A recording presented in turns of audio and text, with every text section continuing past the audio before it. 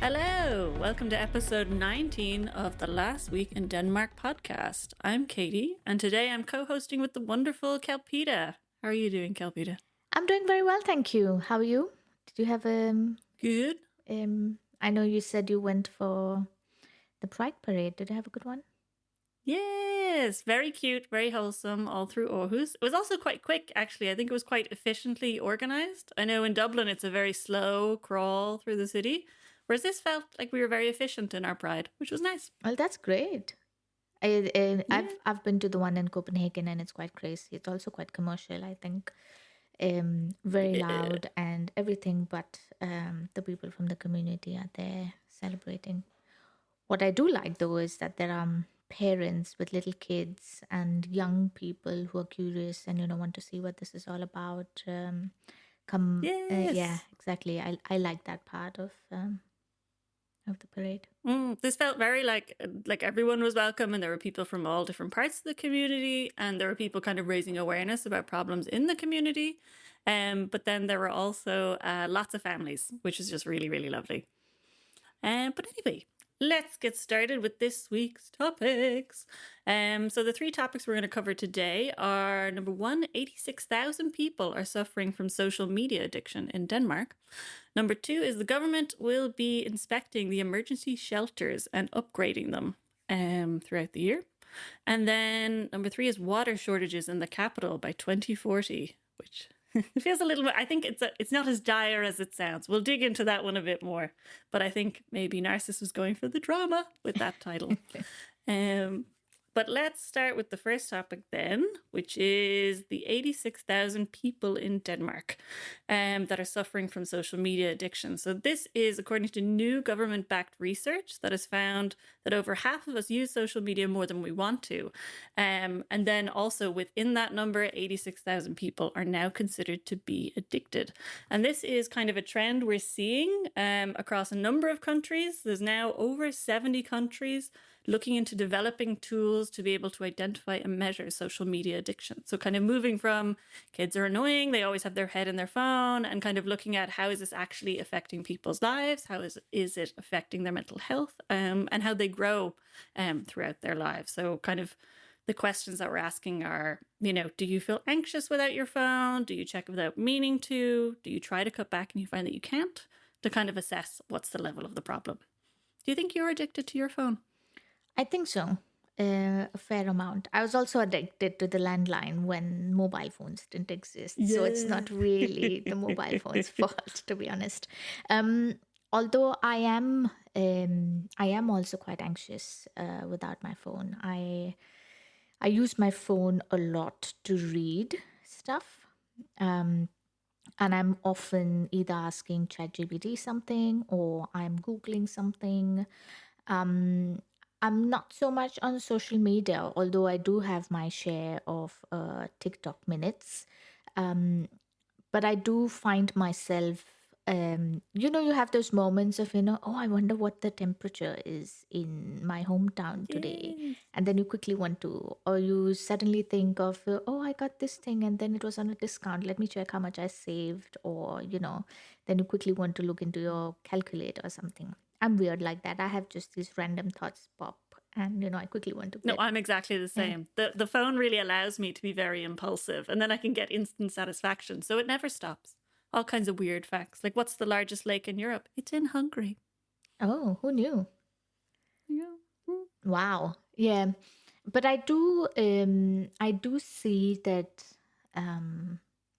I don't find it that it changes my mood or affects me in that way. Maybe there are things that are being affected in my I don't know, brain and mood and stuff, which I don't recognize. But I do understand why they would like to target the young ones, especially with this, because there is a big trend of people using Snapchat, which is very popular with the young people, and TikTok, and other ones that are coming as well. Like gamers are completely addicted to Twitch, for example, or there's Discord and so many others that people are really, really involved in. I don't know if YouTube is considered social media, but I can tell. It's an interesting, wasn't it? And I think as well, like WhatsApp is considered social media, which I use a lot, but it's a messaging app, and I mostly use it to tell my crazy mother that I am still fine and in Denmark, and it's very safe. Yeah. Do you have conversations where you're mainly talking to the wall or the ceiling when it's your parents? Mm, Yeah, I don't know. I feel like sometimes they call to tell me what they are doing under the guise of trying to check in with me. So they're like, oh my God, what are you doing? And I'll explain, and then they'll just move on to whatever it is they're doing. And then that's the conversation. I am lucky to get a little bit of forehead in the video calls that I try to make. Otherwise, it's just conversations with the ceiling or the fan or the lights on the wall. My dad gets his nose really into the camera, and I don't know where he thinks the phone could possibly be reading the voice. That like it ends up with just the nose at the front. Yeah. But then I have to say, reading this article about social media, I felt old because I was like, yeah, Facebook, TikTok, got it. But then it said Discord and Telegram. I was like, I don't know what that is. Well, Telegram is starting to feel basically my age. encrypted end to end, just like WhatsApp is. But Telegram refuses to give you information to, say, the government or the police authorities, which is why they've been in trouble in many countries. But WhatsApp, if the authorities ask for information, say you and I were involved, or I was involved in some crime and I was communicating with you about something sensitive, WhatsApp encrypts that, so nobody can really hack into it and get our conversation. But if the authorities asked for it, then they would pick the entire conversation and give it to the authorities, because of course they want to help. In crime, Telegram is a fair bit enough. more, how to say, braver, I would say, to put it mildly. Yeah, but they've been in trouble for those things as well. I also had a thought of people who were streaming, like even YouTube for that matter. I know my husband's just on YouTube the whole time. There's so much he's watching, especially podcasts. People are consuming a lot of podcasts on YouTube. I hope everyone's watching our podcast on YouTube. Of We're course. there. But then also, I would also contribute to social media, as Spotify would also be social media. Then your streaming services would also be social media, because you are consuming everything on the screen, right? So it's not that you are only doom scrolling that is addictive, but just being on the screen is addictive. We don't find time to not be on the screen, and that's also a growing concern among adults. Yeah, I thought it was interesting that these studies seem to be focusing very much on social media, but didn't really define what social media was. Because like that, if you look at my phone usage, I spend a lot of time on my phone day to day, but it's mostly audiobooks because I go for long walks and I listen to audiobooks. But is that bad or is that okay? I have no idea. Or then, like you're saying, is it Spotify? Is listening to music okay? Is that better than, Instagram? Or, I've never really felt a mood shift from Instagram, but I've definitely felt a mood shift when I've binge watched 7 episodes of Desperate Housewives. So, like, what is actually harmful? It's a great show. Yeah, It's a good time. I find myself imitating accents or picking words when I'm watching something, like binge watching something, and then I suddenly find myself really acting like one of the characters I was really into in a particular series sometimes. But I do see your point. If it is only audio, I remember there was about 2 to 3 weeks ago, there was a story on DR about how kids are getting tinnitus, tinnitus in Danish.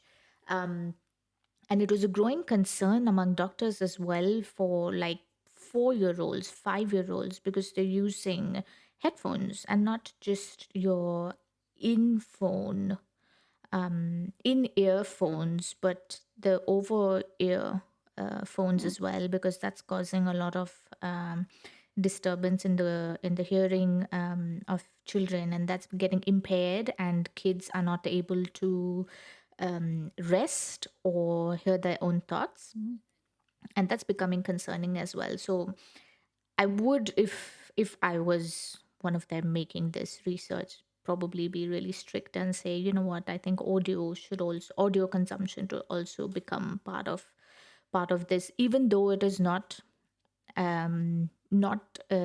typically addictive, but it is something we spend a lot of time with, like headphones and in-ear phones as well. Because to think of it, back in the day, we had radio, right? And you were listening to audio, but it wasn't really you walking around with headphones or something like that. No, it was always in the open air. And then some of it, like my dad used to listen to the most boring news show every day. So I never listened to it anyway. Yeah, it was a conversation I had with my husband a couple of days ago where we spoke about there is an increase in access to information and therefore consumption. And back in the day when we didn't have accessibility, we were listening to maybe one radio show or a couple of TV shows on in a given particular time slot, and work life was also without screens. So this overload of screen time and consumption, audio and visual, is concerning, but it's very delightful. Yeah. I mean, I love it. I don't want it to go anywhere, but I do see how the human psyche has not been able to catch up with how quickly technology has moved forward and how screen heavy our lives have become. And I suppose maybe like they're kind of narrowing down it to social media because there is so much and you could approach everything differently. But I think they might need to go again and kind of like narrow it down even further, because something like TikTok, I think, has a different effect than Instagram versus Facebook versus YouTube. I think they all have negative effects, and it is, you can be addicted to one and not the other. But how do you have the language to like reflect and have that awareness of, oh, this is a problem? I think that's something, or maybe something that's more useful, is kind of sharing resources on how to identify a social media addiction in someone else as opposed to yourself, because so often I think we don't have the awareness of those things until it's too late. Yeah. I mean, it's like being in a calorie deficit, right? Do have everything in moderation. So I suppose consumption of information should also be in moderation with screen or without screen. Yeah, particularly Yay, if look it's at stupid us. information. Solving world's problems. Oh my God. There we go. Dear government, done. But since we've solved that problem, let's move on to the next one. The next topic of the day, which is that the Danish government are inspecting the emergency shelters throughout the country and upgrading them as needed. So kind of this article that's linked in the newsletter kind of started out with a very setting question, in my opinion, which was, if Denmark is attacked, do you know where your nearest shelter is? I absolutely 100% have no idea where I would find any shelter whatsoever. Do you? I had no clue that we had shelters, so forget finding one. So Denmark has room for 3.6 million people underground if we're attacked. So that's a huge amount of the population. Wow, yeah. Not a notion. Like, and you're in Copenhagen, I'm in Aarhus, the second biggest city. So like, we have no idea where to go, and there's this many. I hope Where do we there's a find map. this information? Like, I hope there's a map at some point. So when they're done with this upgrade and finding out if they are enough or not, I really would like a map to know where's the nearest, if I need to go to a shelter, that is. Yeah, I wonder. So basically what's happening here is that the Minister for Disaster Prevention is basically looking into making sure that we're prepared for what's coming should a war happen. And they've basically taken full ownership of the shelters. And they've actually been quite criticized because it took a huge amount of time to actually find out how many there were. So it took about a year and a half to conclusively find out that there's room for 3.6 million people. But now they have to find out if they're good enough that people can actually go to them, and then see can they get more shelters. So that's something that they're aiming to reach by the end of the year. But it is one of those things of like, oh, I'm not prepared. Like, I have my water in the basement. I got my little portable stove. But beyond that, I'm like, oh my God, I'm not ready for war. I mean, I am so embarrassed to admit, but I am one of those families or people who are not prepared for crisis. And I blame my husband for it because he thinks, nothing's going to happen. You know, we're in Denmark. We're going to be just fine. As much as I love his confidence, I do get nervous sometimes when, you know, such kind of news comes out.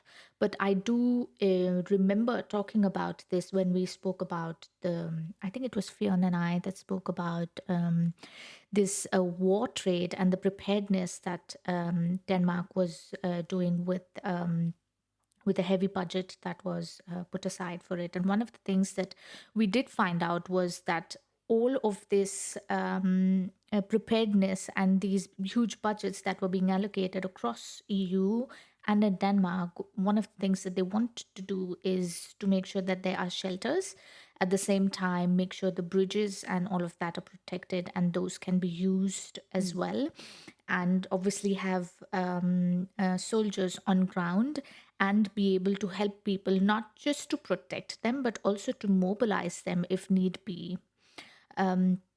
And one thing in this article also highlights is that metro stations. I mean, I'm in Copenhagen, so I am spoiled for choice in that context. That I can't just run to a metro station, especially the underground ones. That and I can be sure that I will be okay. I suppose, unless that's also blocked or whatever.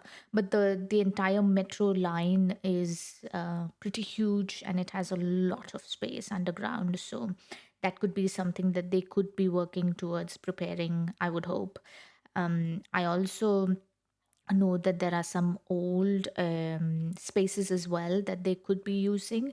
Even the spaces in forests where you have these shelters for people, those could also be very, very convenient. I suppose they would be upgrading them in a way that people can actually gather and protect themselves in some way. So I'm glad they're doing it. I mean, now is the time.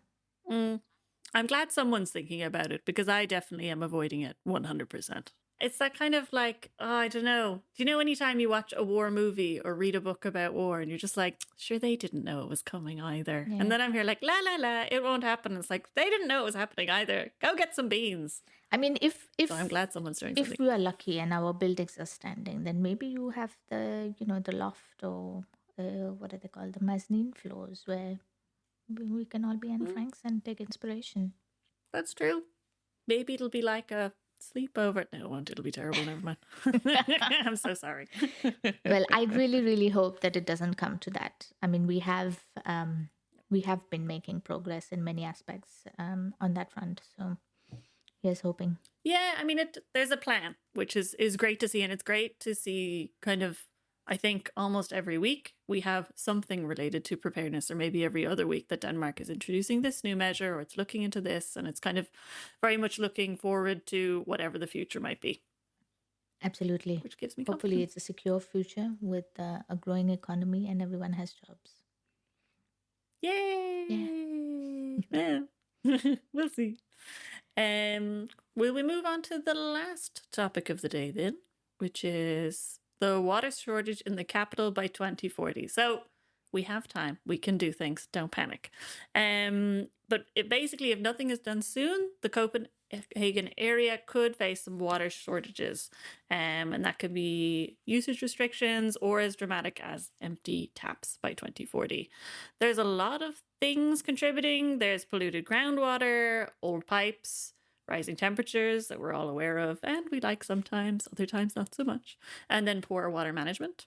So this is basically opening up a discussion to talk about this shortage that's going to be coming up, which could be up to 12 million cubic meters of water by 2040, which could mean that some people are without water. There are significant restrictions, and kind of even things like if you're on the top floor of an apartment building, you might not have enough water pressure to have a shower, which would be a big problem, particularly in the summer. And then, of course, kind of a focus on making sure we protect our clean drinking water. So that's kind of the summary of what's going on there. But what does that make you feel being in Copenhagen? Now, they have said it's probably going to affect the rest of Denmark as well. We're not safe anywhere, but focusing on the capital first, just to scare everybody. I come from a place where we have regular water shortages, so I'm not. I think this is one of the things that I feel very at home with. Having said that, I do not like the idea of not having showers.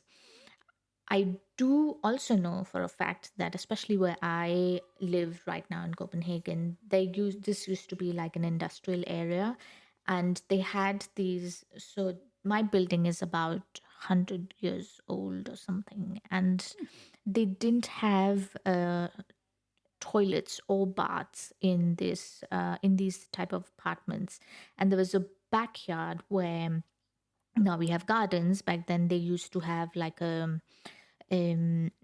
community bath and community toilets, which, yeah, exactly, which Oh people God. Yeah. used to use. So I wouldn't be surprised if we went back to that just to keep water usage in control. But there are two things we can control in this situation, right? One is the pipes. We can get new pipes, we can work on that. We do have 15 years to do that. And the other thing is we can work towards getting some kind of water storage.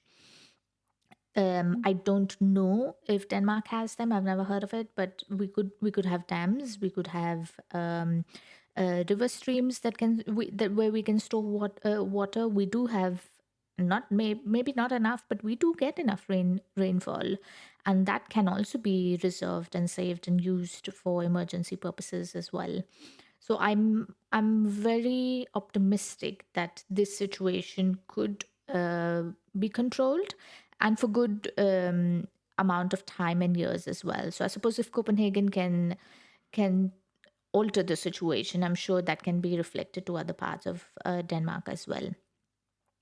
I do also know that this is not just a Denmark problem. This is a problem across countries, because my conversation with Fionn last week was about how I was in Scotland on a holiday, and they were talking about, they were in a drought which has not been for, I don't know, 50, 80 years since the last drought. And they were really, really concerned because the farmers couldn't obviously use any water, and even households were not getting enough water. And they were already in a water shortage because of the drought. And at the same time, there was this news about Denmark being in a drought situation as well. And that's not the first time Denmark has had that either. So it is a growing concern across countries, especially in the West as well. So I hope there's a collective decision, and of course, climate change is not helping. So Yeah, I suppose everywhere is experiencing those kind of rising temperatures, but I think as well, particularly in Europe, we all have such old infrastructure. So that's kind of one of the things you've highlighted already is, we have very old pipes in Copenhagen. They're about 100 years old in a lot of places, and a water pipe usually lasts between 75 and 100 years. So we're moving past our prime, and it's estimated that these pipes are losing between 4 and 13% of water. So that's obviously a huge saving if we just fix those pipes. What that entails, I'm sure it's a huge amount of work and a huge cost, but for like a huge result in the end. I do think as well that's just a problem across any historical city. I know Dublin consistently has terrible water problem. Dublin itself is okay, but on the west coast of the island, and particularly down south, there's always a drought. Everything bad happens down there. They get like monsoon weather, and then they get droughts, and then they get random diseases and stuff. I don't know. There's something going on in that bottom corner of the country, but there's often houses that are left without water. Or we have to put in kind of water restrictions. We do have a lot of water towers in Ireland, because we do get, I think it's a very similar amount of rainfall, and that's kind of water storage, but they're often poorly maintained. So it leaks anyway, and then we lose the water because we're not very good at things. But water towers can be an idea, particularly with rainfall. And obviously, Denmark is surrounded by water. You're never more than 50 kilometers away from water. So I do wonder, is there some kind of solution that people can figure out that we just keep water? I do find that baffling sometimes. Like, we're surrounded by water. And maybe it's a bit of a stupid thought, but I thought this in Ireland too. Like, we were an island surrounded by water.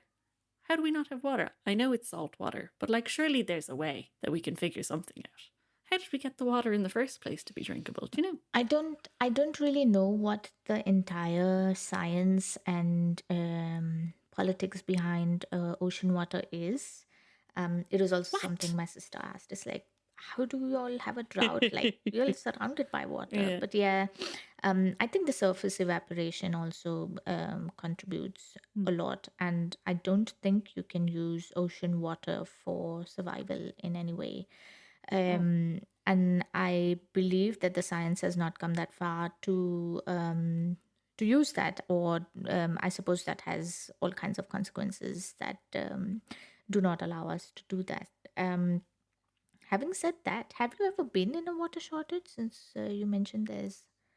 Not a real one. We've definitely had periods where in Ireland we weren't allowed to like use hoses, or like that there was recommendations that you take a shorter shower. And because if you take a 1 minute shorter shower, you can save 10 liters of water over a period of time.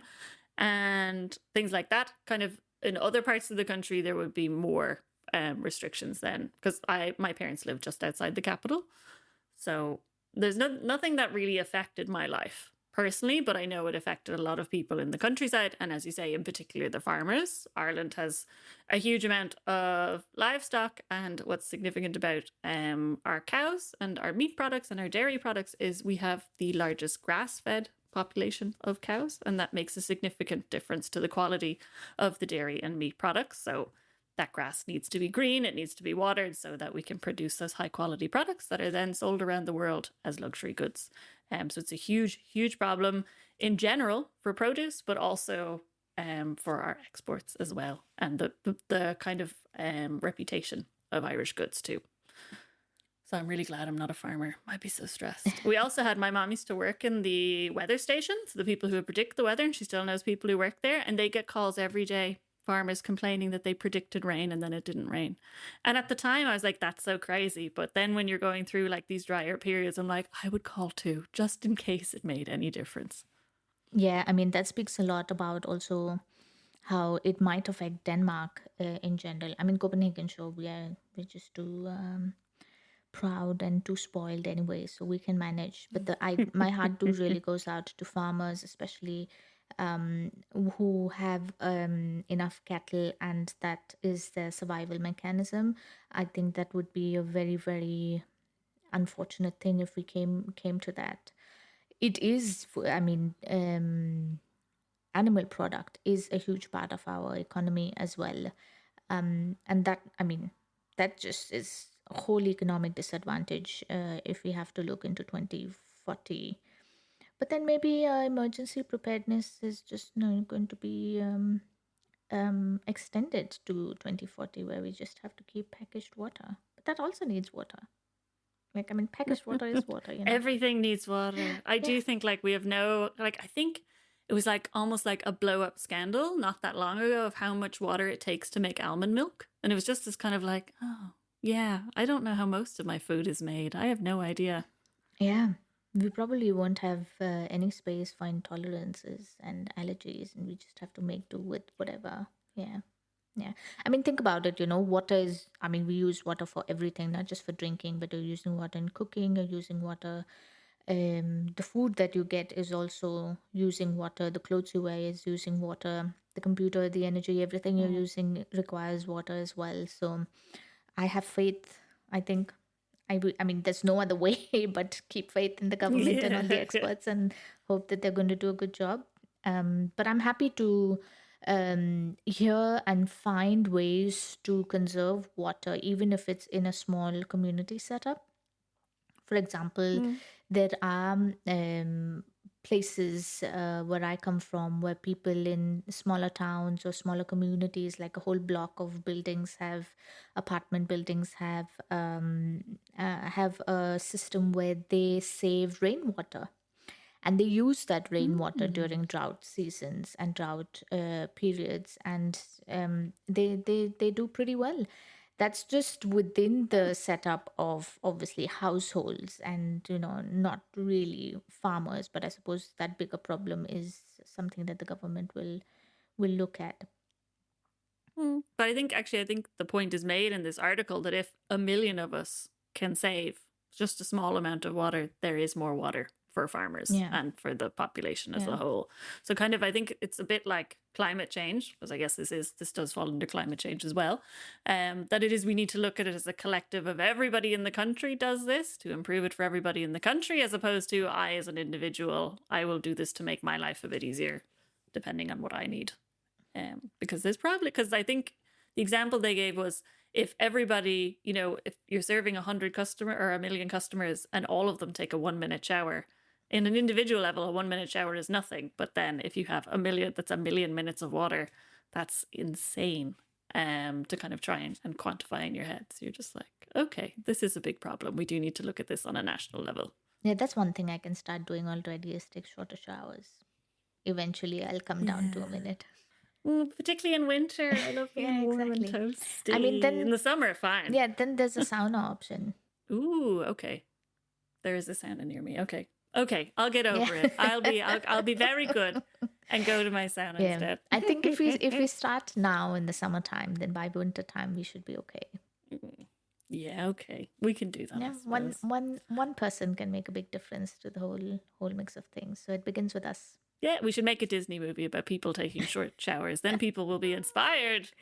You know, I had a aunt, or I have a aunt. She still exists. Bless her. She they had some major shortages back in the time, and she used to have every little thing in the house that could hold any amount of water. She would fill it up. She was, in fact, she's so affected by it that even today, when she has all the facilities at her fingertips, she just has to fill water in every possible container she can find. There's glasses, there's bowls, there's buckets, there's all kinds of things that she still has, and she will still fill water in it. So yeah, it does have a big impact once you get into the drought situation. Let's hope we never have to deal with that Yeah, exactly. ourselves. Slowly, Thinking of slowly, you, government. 1 minute showers, people. That's how we can save water. Yeah, well, I think they actually did give some advice. It was turn off the tap while brushing your teeth, water your plants with a watering can rather than a hose, take a 1 minute shorter shower, use the economy function on washing machines and dishwashers, and get the faucet fixed if it drips, and get the toilet fixed if it runs. So, not to ignore those problems. Yeah. But yeah. Yeah, small actions and we can make it. Yeah. Yes. We will, together. And that's all our topics for today. So thank you so much for your time and the lovely chat. Likewise, thank you.